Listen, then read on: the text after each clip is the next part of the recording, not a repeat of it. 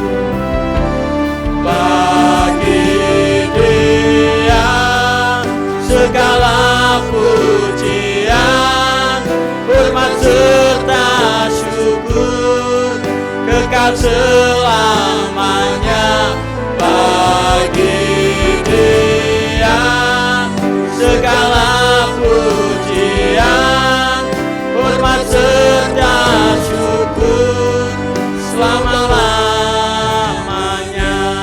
Kita ulangi sekali lagi.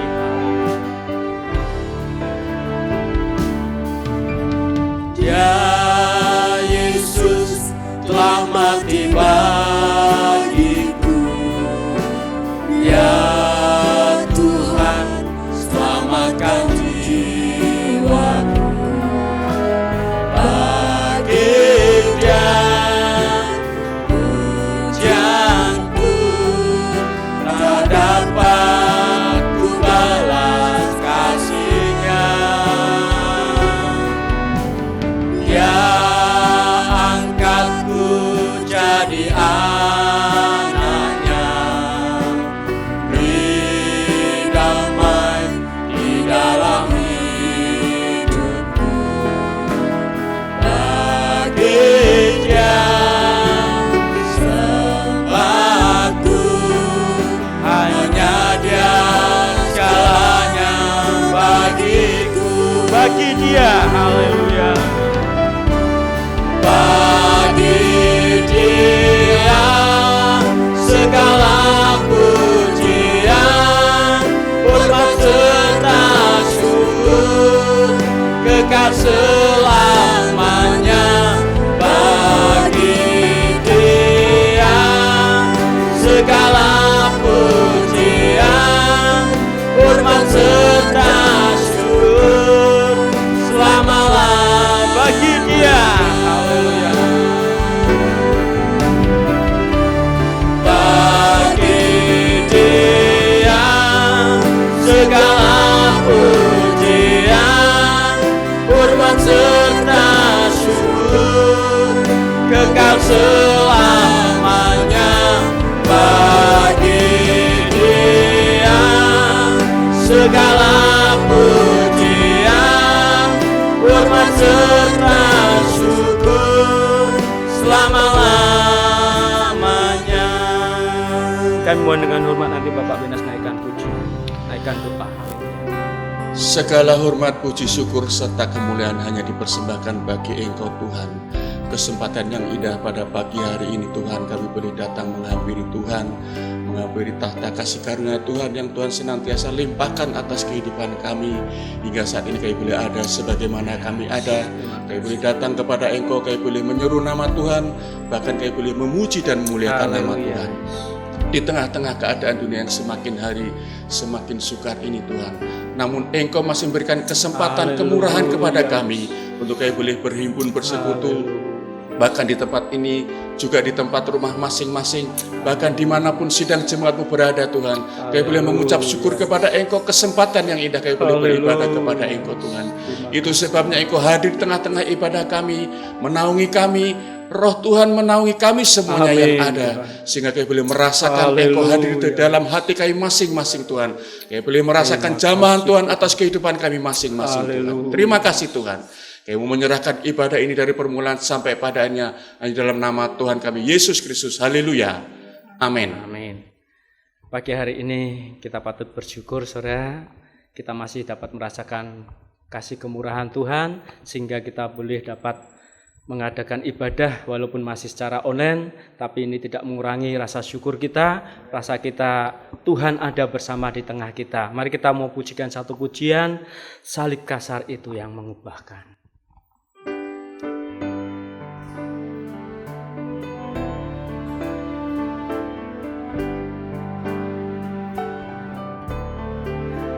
Salib kasar itu yang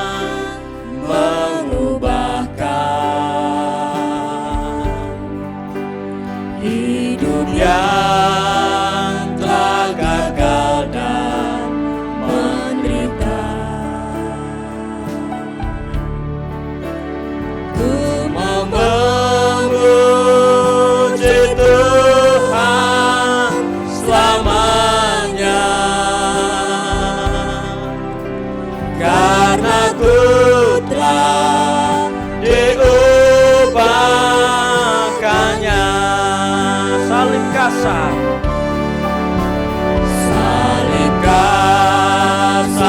itu yang mengubahkan hidup yang telah gagal dan menderita.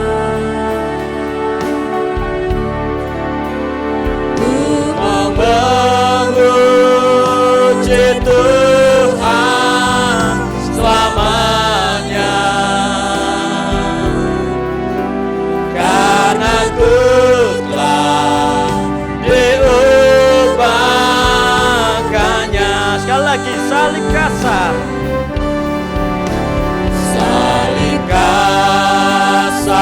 itu yang mengubahkan hidup yang telah gagal dan menderita. Ku memuji Tuhan selamanya,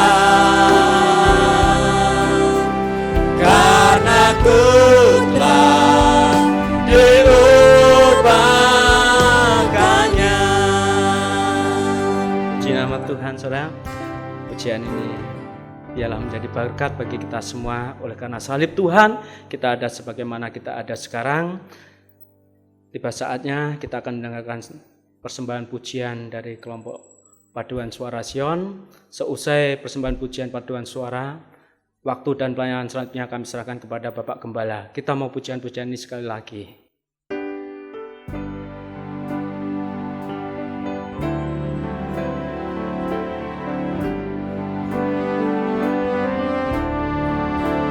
Salib kasar itu yang mengubahkan hidup yang telah gagal dan menderita.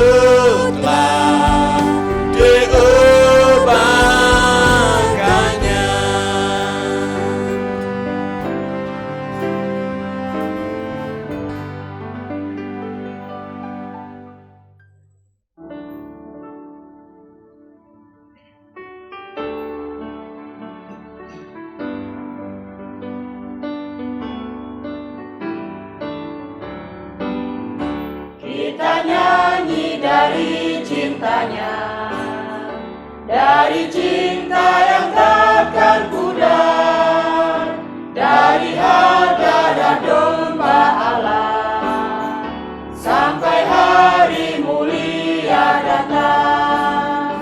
Tuhan Yesus tolong, darahnya cuci putih bersih. Tuhan Yesus tolong, darahnya cuci putih bersih. Sekarang terlepas dari dosa, kita dapat sukacitanya.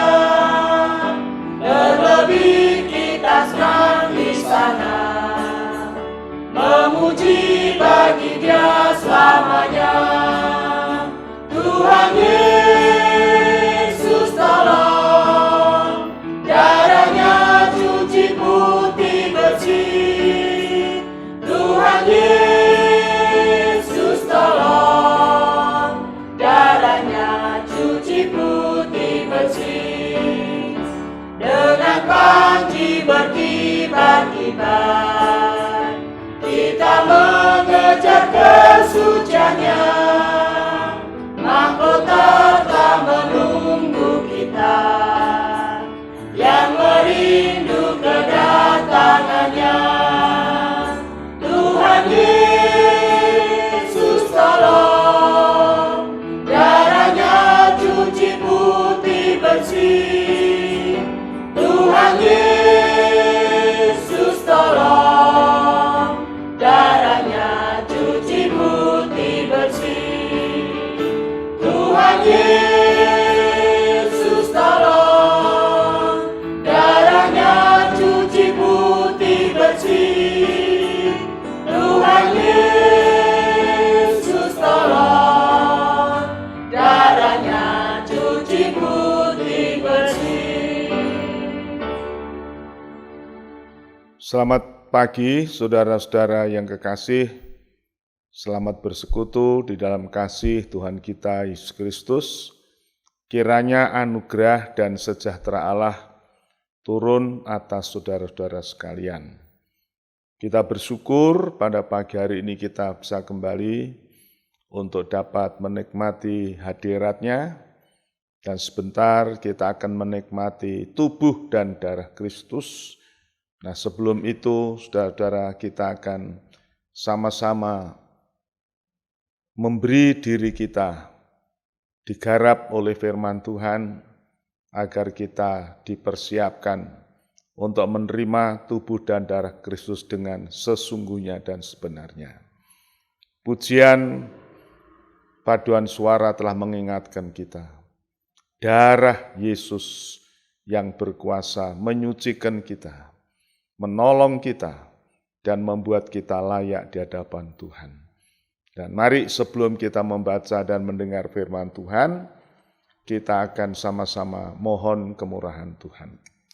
Ya Tuhan, Bapa di dalam sorga, terima kasih Tuhan bila hari ini kami jemaat-Mu, baik yang ada di ruang gereja maupun di rumah masing-masing, mendapat kesempatan untuk menikmati kemurahan Tuhan, untuk menikmati pemeliharaan Tuhan di hari-hari terakhir dengan tubuh dan darah-Mu Tuhan. Terima kasih Tuhan, Engkau memberkati ibadah pada pagi hari ini, dan sebentar kami akan membaca firman Tuhan. Tuhan urapi kami, Tuhan garami kami dengan garam surgawi, dan seluruh jemaat-Mu kami menyerahkan, karuniakan hikmat serta akal budi, hikmat dan wahyu untuk dapat mengerti firman Tuhan. Segala puji bagi Tuhan di dalam berkat nama Tuhan Yesus Kristus. Amin. Saudara-saudara, pagi hari ini kita akan sama-sama merenungkan firman Tuhan yang tersurat di dalam surat Ibrani pasal 9 ayat yang ke-26 sampai 28. Ibrani pasal 9 ayat 26 dan seterusnya. Demikian firman Tuhan. Sebab jika demikian, Ia, Yesus, harus berulang-ulang menderita sejak dunia dijadikan. Tetapi sekarang Ia hanya satu kali saja menyatakan dirinya pada zaman akhir untuk menghapus dosa oleh korbannya. Dan sama seperti manusia ditetapkan untuk mati hanya satu kali dan sesudah itu dihakimi, demikian juga Kristus hanya satu kali saja mengorbankan dirinya untuk menanggung dosa banyak orang. Sesudah itu Ia akan menyatakan dirinya sekali lagi tanpa menanggung dosa untuk menganugerahkan keselamatan kepada mereka yang menantikan Dia. Puji Tuhan, demikian firman Tuhan, saudaraku.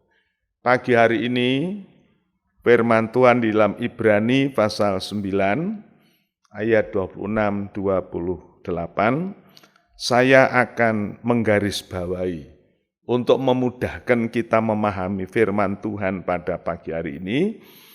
Dan ayat 28, demikian firman Tuhan. Demikian pula Kristus hanya satu kali saja mengorbankan dirinya untuk menanggung dosa banyak orang. Pertama, sesudah itu Ia akan menyatakan dirinya sekali lagi tanpa menanggung dosa. Yang kedua, dan yang ketiga yaitu untuk menganugerahkan keselamatan kepada mereka yang menantikan Dia. Jadi ada 3 hal, saudara, pada pagi ini. Yang pertama, Paulus mengungkapkan bahwa Tuhan Yesus hanya satu kali menyatakan diri. Itu menjelaskan tentang kedatangan Kristus yang pertama sebagai firman yang menjadi daging. Untuk apa? Untuk menanggung dosa orang banyak. Kemudian satu kali lagi Tuhan akan datang lagi, bukan untuk menanggung dosa, tetapi untuk menganugerahkan keselamatan bagi setiap orang yang merindukan kedatangannya. Nah, saudara, siapa itu orang yang merindukan kedatangannya?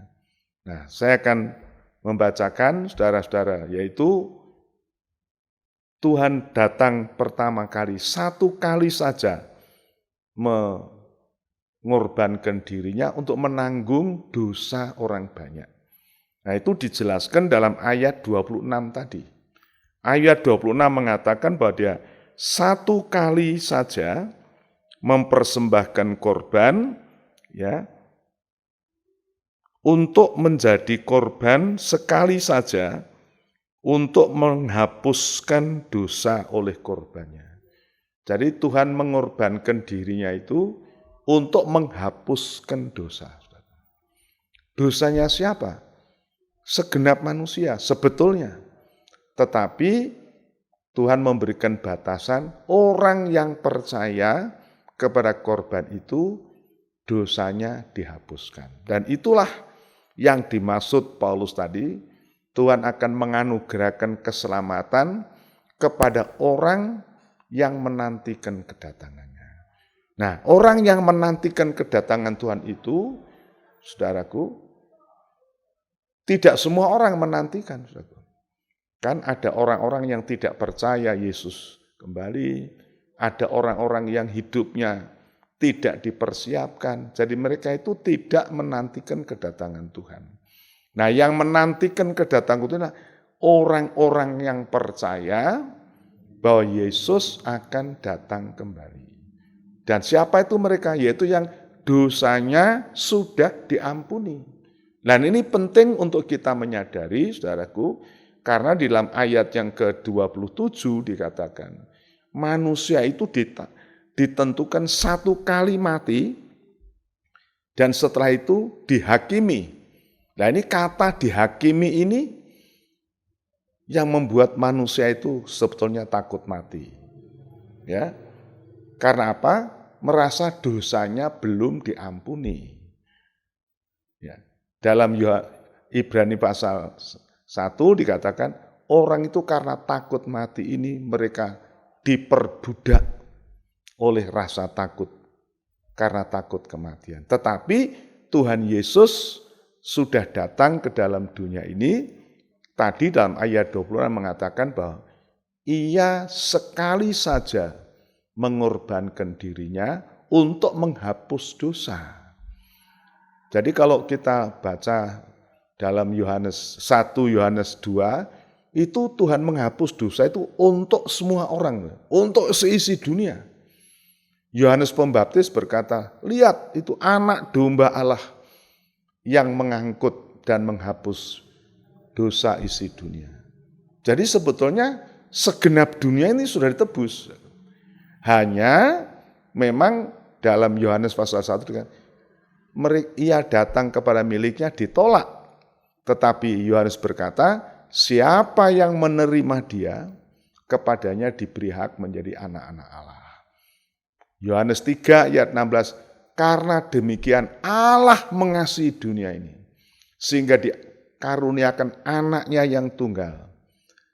Nah, supaya yang percaya tidak binasa, melainkan berhidup yang kekal. Tapi yang tidak percaya sudah dihukumkan.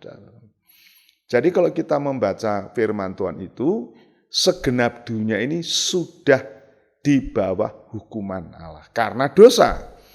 Tetapi Tuhan memberikan korban, yaitu firman menjadi daging itu di dalam Kristus Yesus, Tuhan menjadi korban penebus dosa. Dalam Roma pasal 3 dijelaskan bahwa dia itu menanggung hukuman. Menanggung hukuman. Dosa itu dihakimi, dihukumkan, dan dijatuhkan atas tubuh Kristus itu. Sehingga kalau percaya, dosa kita sudah diampuni.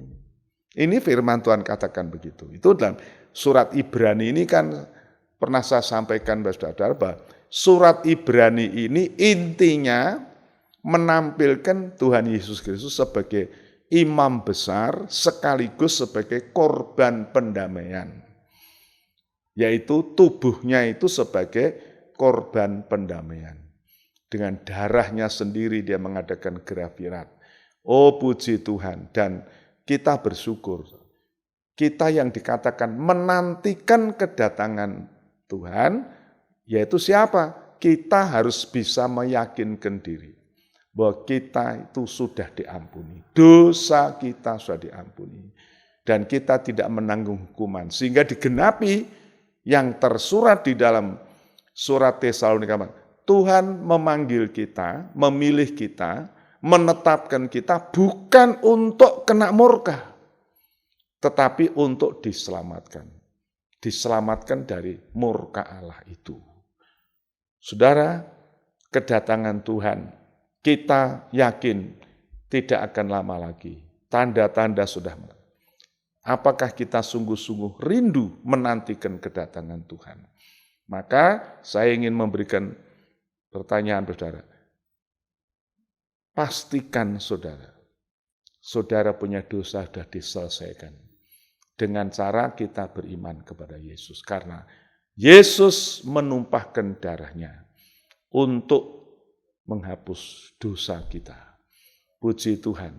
Nah saudara, kemudian saya ingin menyampaikan kepada saudara bahwa sekali kelak Tuhan akan datang. Ya, yang kita tunggu, Tuhan akan datang kembali tidak menanggung dosa. Tapi dia akan menganugerahkan keselamatan, anugerah kepada yang menantikan. Nah, inilah dispensasi kesempatan yang kita tunggu. Sebab itu mari kita sebagai anak-anak Tuhan, kita akan sungguh-sungguh tekun di dalam mengiring Tuhan. Tekun di dalam menghargai kemurahan Tuhan. Jangan kita mengabaikan. Sebab kalau kita mengabaikan, tersurat di dalam Ibrani pasal 2 itu dikatakan, kalau kita mengabaikan keselamatan yang besar itu, bagaimana kita bisa terlepas? Tidak mungkin. Tidak mungkin. Kita pasti akan mengalami kebinasaan yang kekal. Tetapi puji Tuhan, kalau kita membaca surat Wahyu, di sana Tuhan memberikan gambaran tentang siapa gereja Tuhan. Kita akan membaca, saudaraku, di dalam surat Wahyu atau kitab Wahyu, pasal yang pertama. Pasal yang pertama, kita akan membaca pada ayat 4 sampai 8. Wahyu pasal 1, ayat 4 sampai 8. Ya. Demikian bunyinya. Dari Yohanes kepada ketujuh jemaat yang di Asia Kecil, kasih karunia dan damai sejahtera menyertai kamu dari Dia yang ada dan yang sudah ada dan yang akan datang, dan dari ketujuh roh yang ada di hadapan tahtanya, dan dari Yesus Kristus, saksi yang setia, yang pertama bangkit dari antara orang mati, dan yang berkuasa atas raja-raja di bumi. Bagi Dia yang mengasihi kita, dan yang telah melepaskan kita dari dosa kita oleh darah-Nya, dan yang telah membuat kita menjadi suatu kerajaan, menjadi imam-imam bagi Allah Bapa-Nya. Bagi Dialah kemuliaan dan kuasa sampai selama-lamanya. Amin. Lihatlah, Ia datang dengan awan-awan, dan setiap mata akan melihat Dia, juga mereka yang telah menikam Dia, dan semua bangsa di bumi akan meratapi Dia. Ya, amin. Aku adalah Alfa dan Omega, firman Tuhan Allah yang ada dan yang sudah ada dan yang akan datang, yang Maha Kuasa. Saudara, ini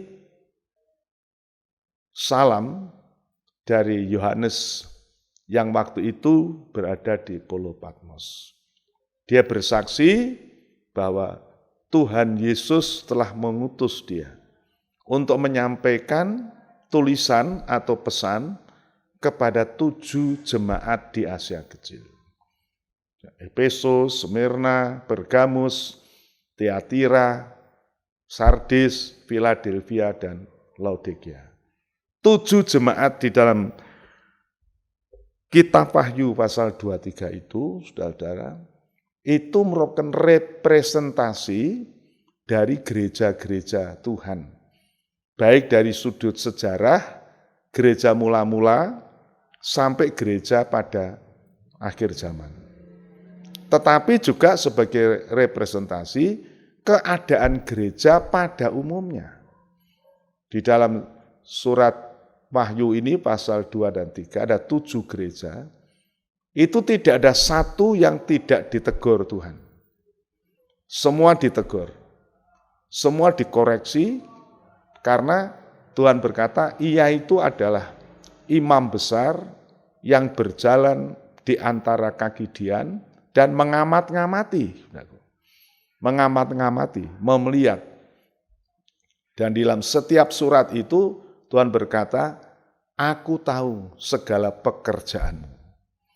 Semua, saudaraku, baik kepada Efesus, Smyrna, Sardis, Tiatira, dan Pergamus, seterusnya. Ketujuh jemaat Tuhan berkata, aku tahu segala pekerjaan. Artinya apa, saudaraku? Tuhan tahu kondisi jemaat masing-masing. Kekurangan, kelebihannya, cacat celanya, dan sebagainya. Saudara, dan Tuhan berkata tadi bahwa kepada 7 jemaat ini, Tuhan mengutus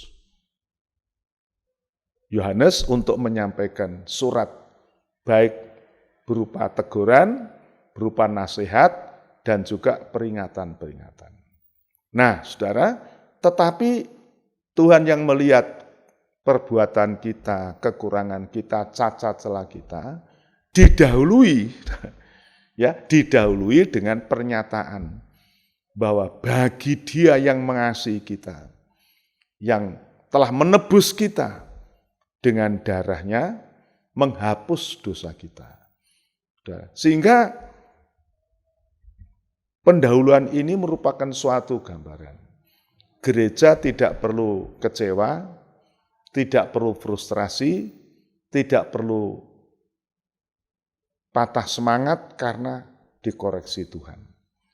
Tapi dalam Wahyu 3 dikatakan, orang yang mendengar suaraku dan membuka pintu, aku akan masuk kepadanya. Makan dengan dia, dia dengan aku. Orang yang kukasihi, aku tegur dan aku ajar.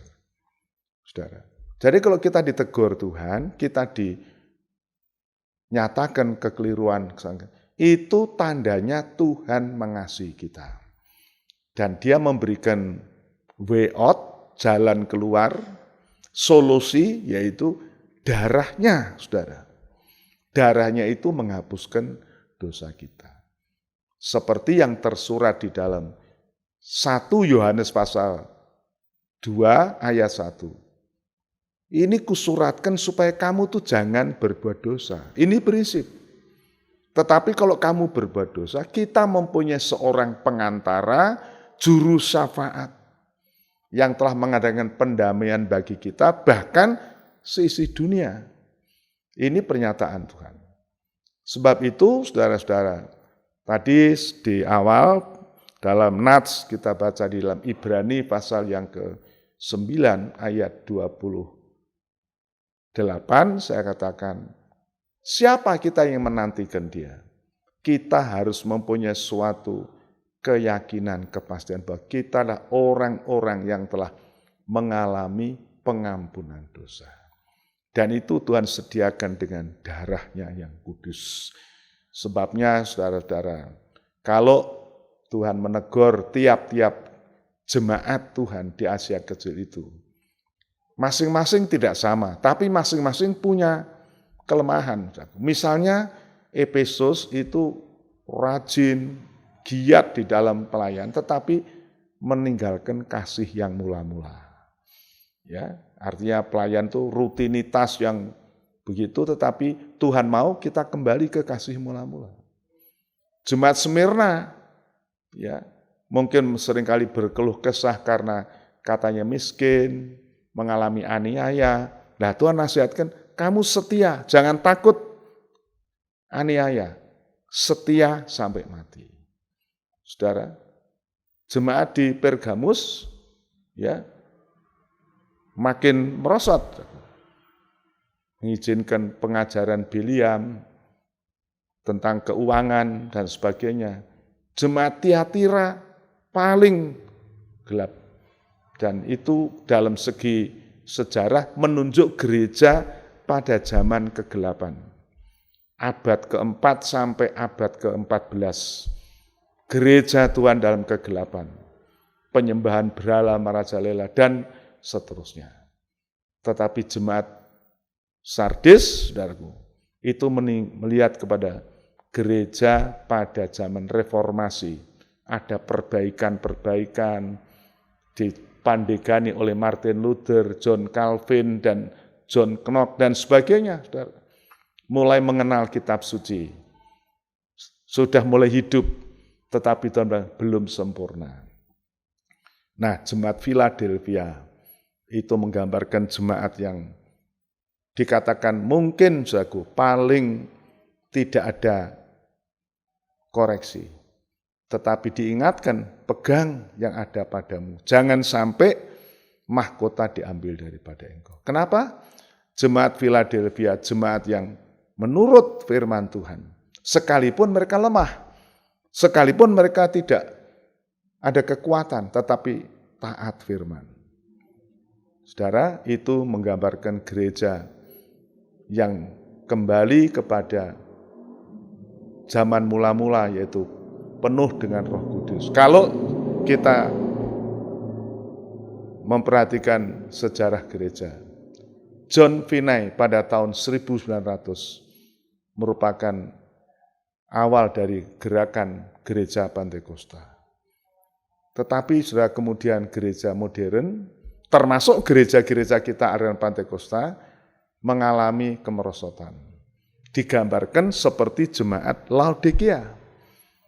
Gereja-gereja setelah tahun 70-an mengalami kebangunan rohani, menjadi keberkatan di dalam hal-hal materi. Gedung-gedung gereja mulai bagus, alat-alat musik mulai lengkap.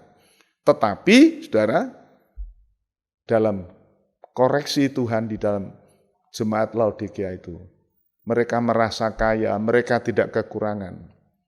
Tetapi mereka di mata Tuhan miskin, telanjang, buta, malang, saudara. Ya, melarat. Karena apa? Yesus di luar gereja, di depan pintu gereja. Tapi dia mengetok, itu menunjukkan kesetiaan Tuhan. Dia ketok pintu, barang siapa mendengar suaraku, aku akan masuk kepadanya dan akan makan dengan dia dengan aku. Siapa mendengar suaraku? Tuhan katakan, siapa yang kukasih aku tegur dan aku hajar. Bab itu bertobat. Saudara, ini gereja akhir zaman. Nah, tadi saya katakan bahwa 7 jemaat ini ditinjau dari segi sejarah, itu mulai gereja mula-mula sampai gereja pada akhir zaman ini. Tetapi secara kondisi itu sebenarnya tiap gereja seperti itu. Tidak ada gereja, aku yang paling baik, aku yang paling sempurna, aku yang paling penuh dengan Roh Kudus. Kalau gereja mengatakan demikian, atau ada hambatan, ini sebetulnya merupakan suatu kesombongan rohani. Kita masih membutuhkan koreksi, kita masih membutuhkan teguran, kita masih membutuhkan peringatan. Sebab itu, saudara-saudara, pagi hari ini sebelum kita menikmati perjamuan kudus, firman Tuhan tadi mengatakan ada 3 hal tadi. Tuhan katakan, Tuhan sekali mengorbankan dirinya untuk menghapus dosa.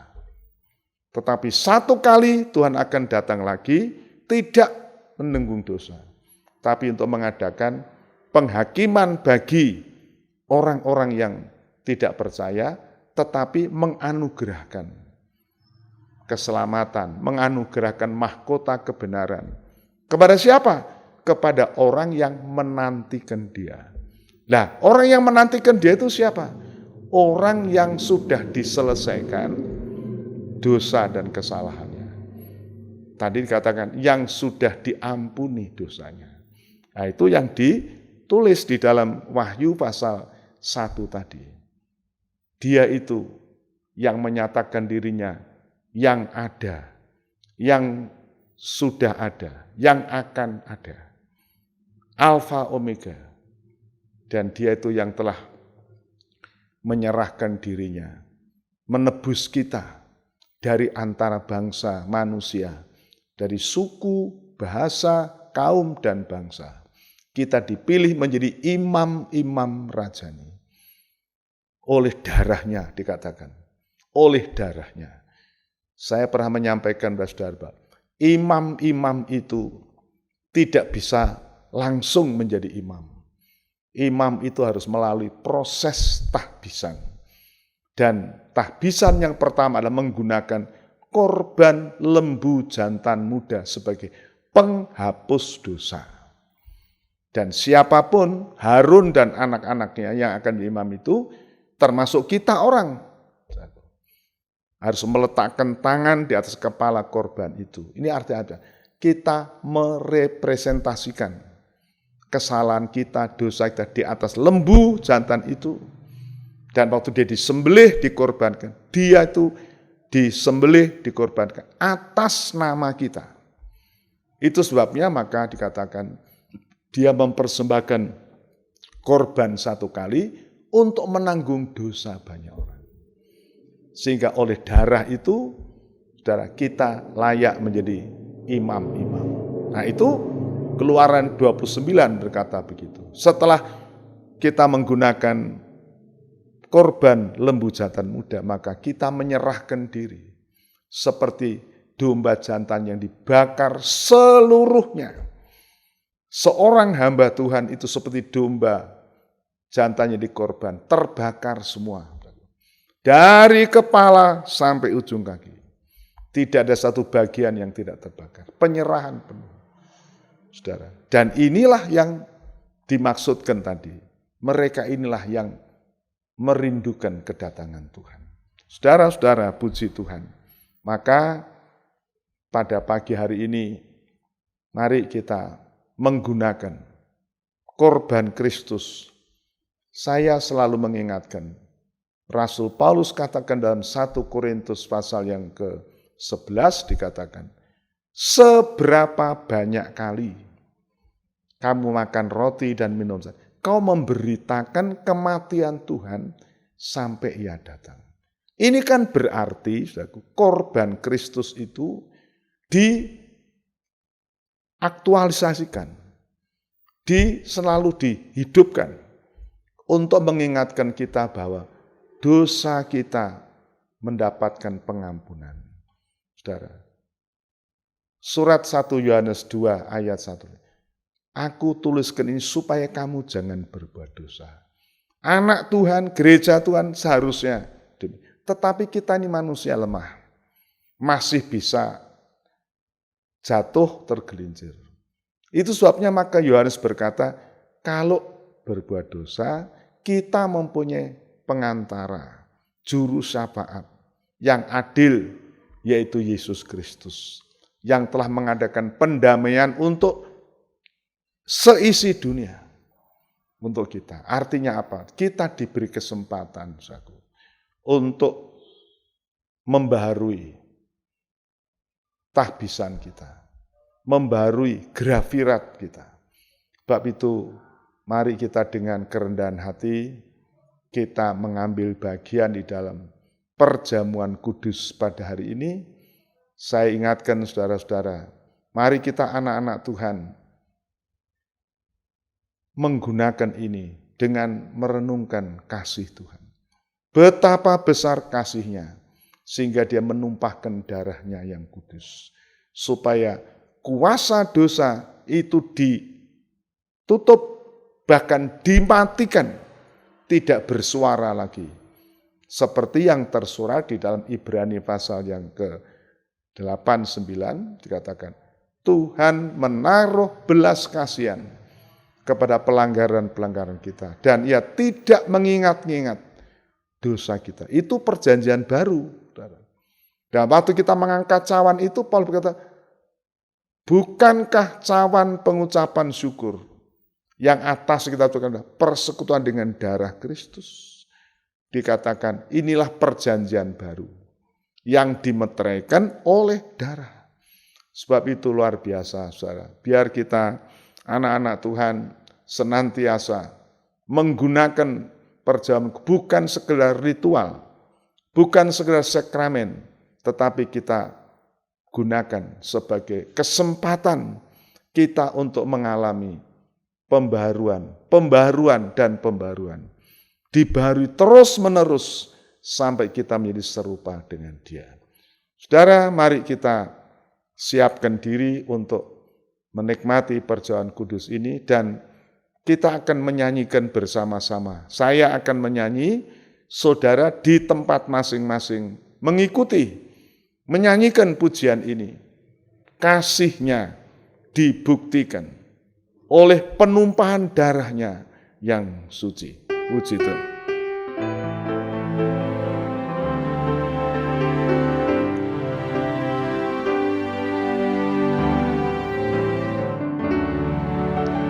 Kasih-Nya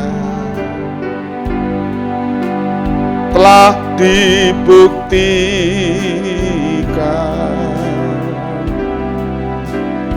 oleh penumpahan darah-Nya yang suci.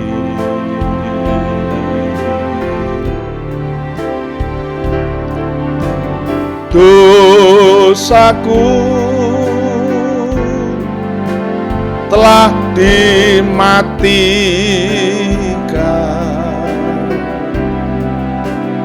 dihapus sehingga tak berkuasa lagi. Kasih-Nya dibuktikan. Kasih-Nya telah dibuktikan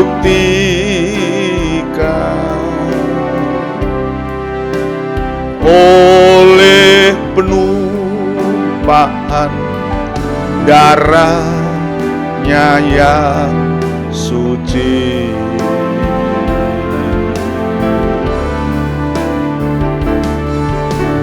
Dosaku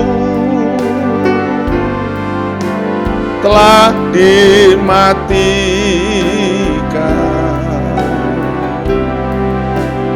dihapus sehingga tak berkuasa lagi. Saudara, saya ingin mengingatkan Ibrani 9 ayat 27 dikatakan, manusia satu kali akan mati dan setelah itu dihakimi. Siapa yang dihakimi, saudara? Orang yang tidak percaya kepada Yesus akan dihakimi. Dia akan dibuang ke lautan. Tetapi firman Tuhan berkata, orang yang mengaku Yesus sebagai juru selamat, menerima darah-Nya untuk menghapus dosa, namanya tersurat dalam kitab kehidupan. Dia tidak mengalami penghakiman, tetapi sebaliknya mengalami penganugerahan keselamatan. Luar biasa. Mari kita berdiri bersama-sama. Kita persiapkan hati. Kita nyanyikan sekali lagi, kasih-Nya telah dibuktikan dalam penumpahan darah. Kasih-Nya telah dibuktikan oleh penumpahan darah-Nya yang suci.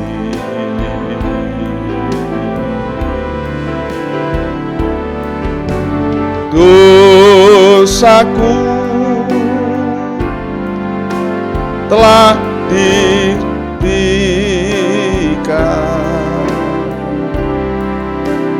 dihapus sehingga tak berkuasa. Dosaku dimatikan, dosaku telah dimatikan,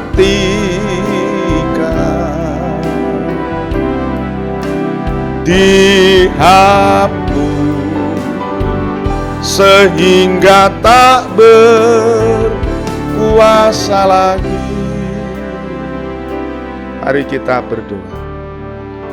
Ya Tuhan, Bapa kami yang di dalam surga, Tuhan Yesus, anak domba yang telah tersembelih, yang oleh darah-Mu telah mengadakan penebusan.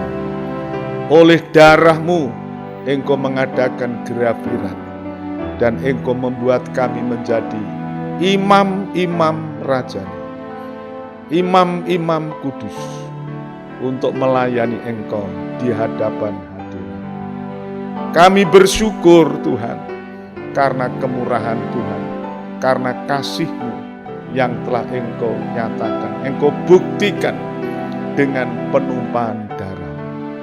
Sehingga dosa kami yang hitam pekat, merah kirmisi, Tuhan jadikan putih seperti salju.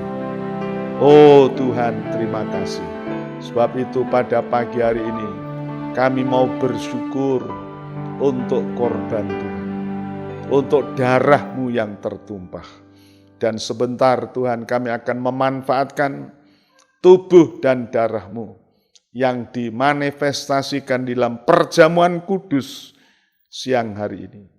Seperti firman-Mu berkata bahwa roti yang dipecah-pecahkan adalah tubuh-Mu yang diserahkan.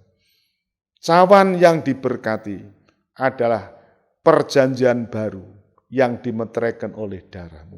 Sebab itu ya Tuhan, berkati pelayanan perjamuan kudus siang hari ini, dan Engkau layakkan kami, seluruh jemaat-Mu, dan siapapun yang menggunakannya, untuk menjadi grafirat pendamaian bagi kami. Tuhan, terima kasih agar kami dilayakkan, menantikan, menyambut kedatangan-Mu pada kali yang kedua. Segala puji bagi Tuhan, di dalam nama Tuhan Yesus Kristus. Amin.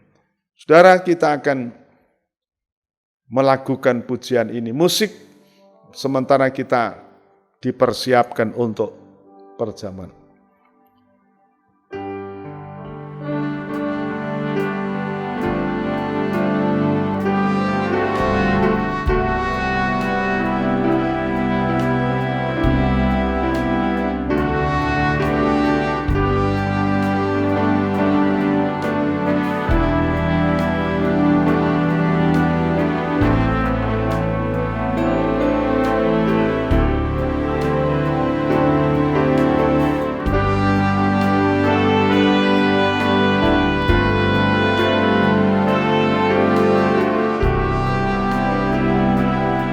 Mari kita berdiri bersama-sama. Kita angkat tubuh Kristus dan cawan di dada kita. Dan kita nyanyikan sekali lagi, kasih-Nya telah dibuktikan.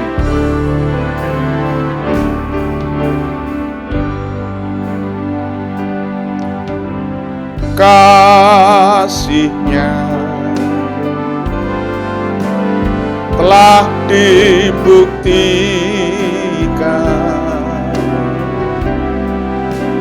oleh penumpahan darah-Nya yang suci.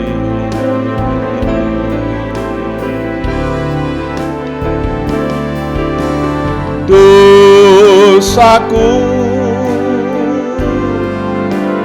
telah dimatikan,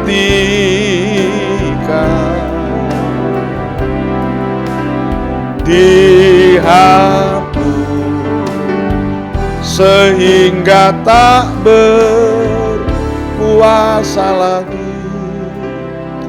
Nah, mari saudara-saudara, dengarkan firman Tuhan sementara tangan kanan saudara mengangkat roti sebagai tubuh Kristus, seperti yang tersurat firman Tuhan ini. Bukankah roti yang kita pecah-pecahkan adalah persekutuan dengan tubuh Kristus? Haleluya. Demikian juga apa yang telah kuteruskan kepadamu, telah aku terima dari Tuhan, yaitu bahwa Tuhan Yesus pada malam, waktu Ia diserahkan, Dia mengambil roti, mengucap syukur atasnya, dan dipecah-pecahkannya, dan berkata, inilah tubuhku yang diserahkan bagi kamu, perbuatlah ini menjadi peringatan akan daku. Demikian firman Tuhan. Kita makan bersama dalam nama Yesus.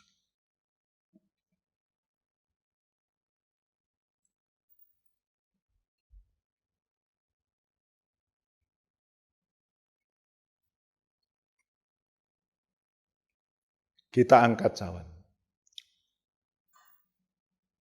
Bukankah cawan pengucapan syukur yang atasnya kita ucapkan syukur adalah persekutuan dengan darah Kristus? Haleluya.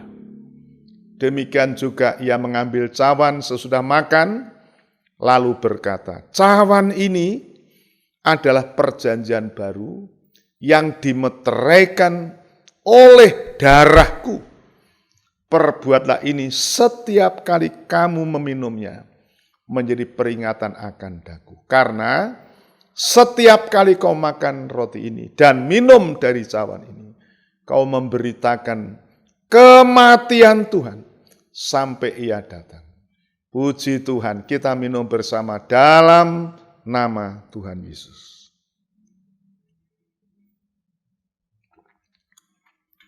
Kasih-Nya telah dibuktikan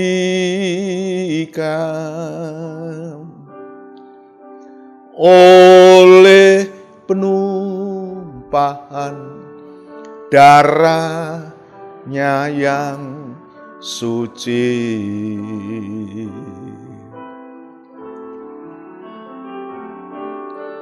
Dosaku telah dimatikan,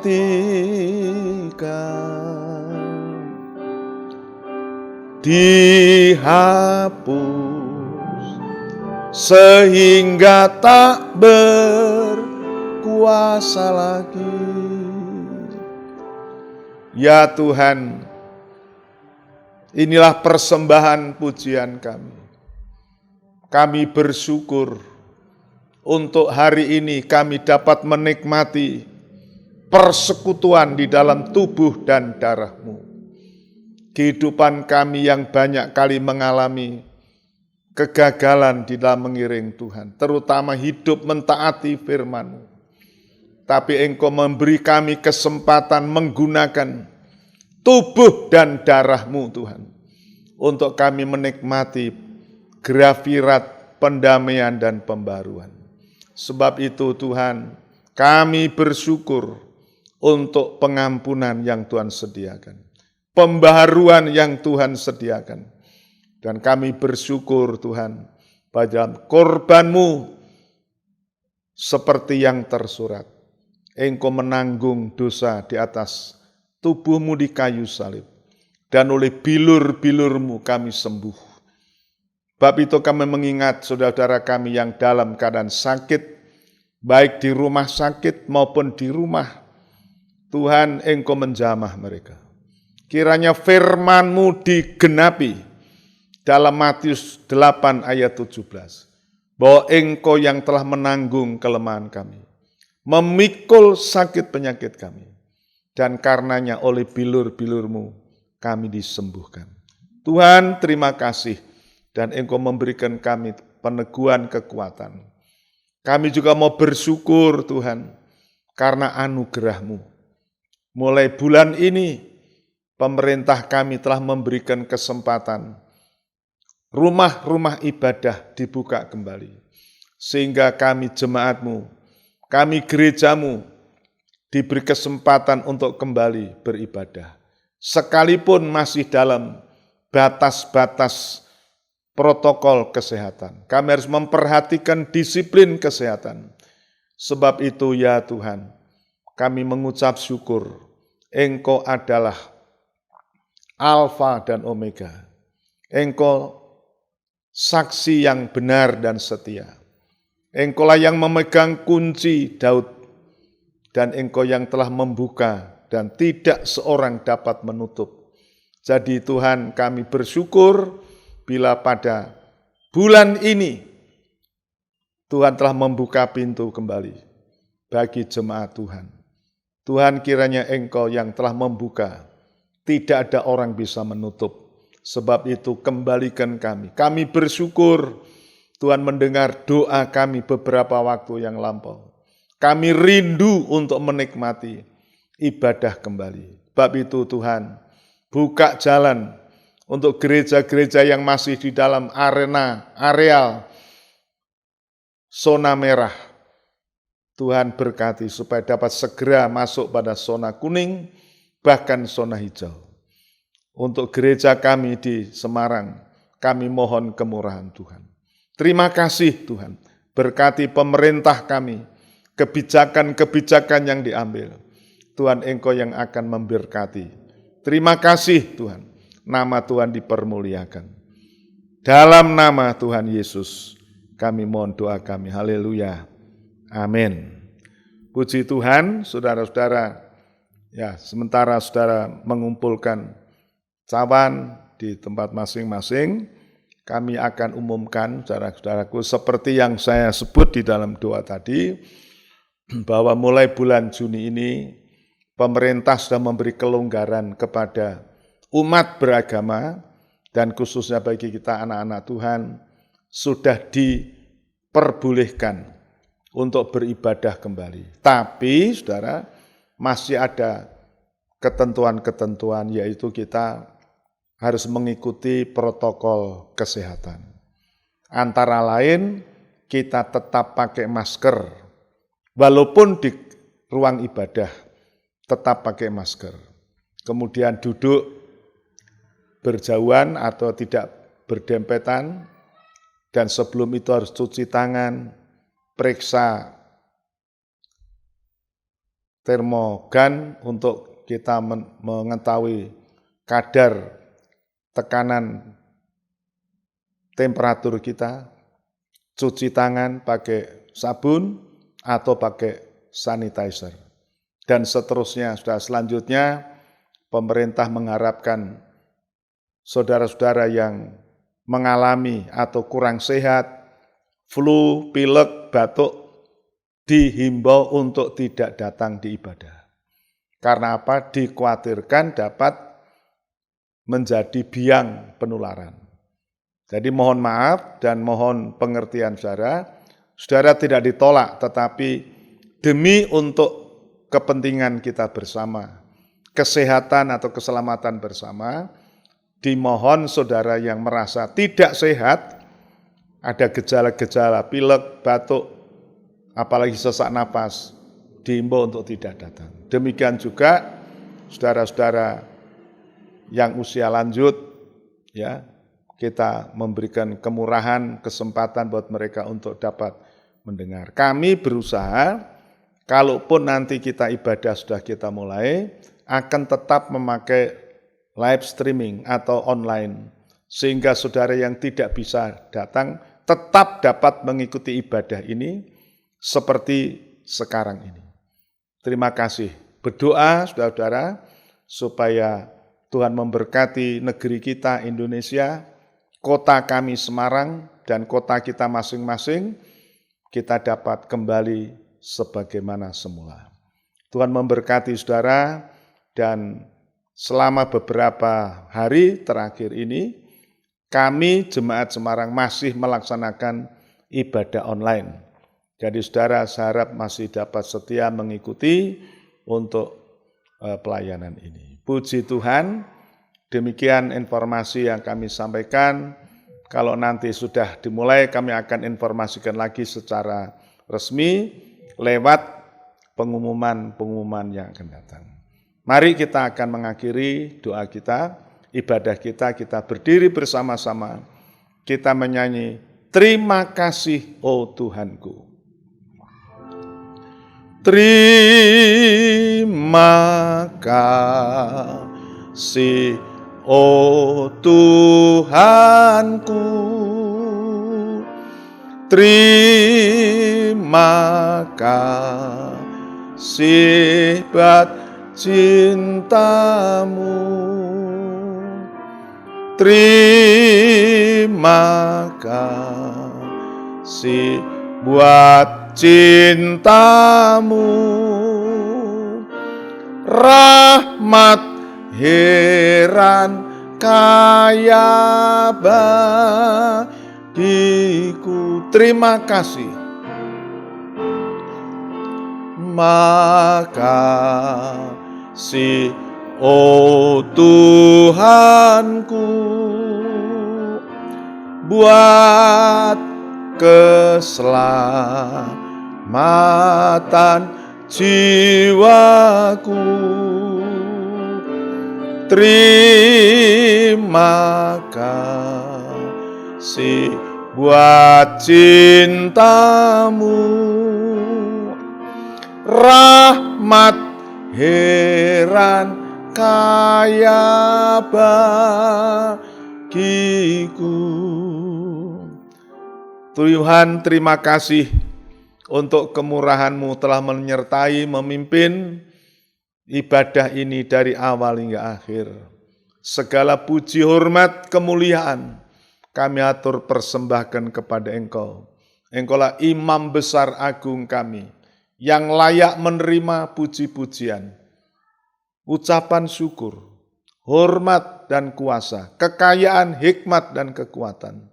Karena Engkaulah anak domba yang telah tersembelih, layak menerima semuanya ini. Sekarang Tuhan, sembunyikan kami hamba-hamba-Mu di belakang salib-Mu, di bawah naungan sayap-Mu. Biarlah Engkau saja yang dipermuliakan dan kami ini disembunyikan. Sekarang kami menyerahkan jemaat-Mu untuk pulang ke rumah masing-masing, kembali ke tempat kegiatan masing-masing.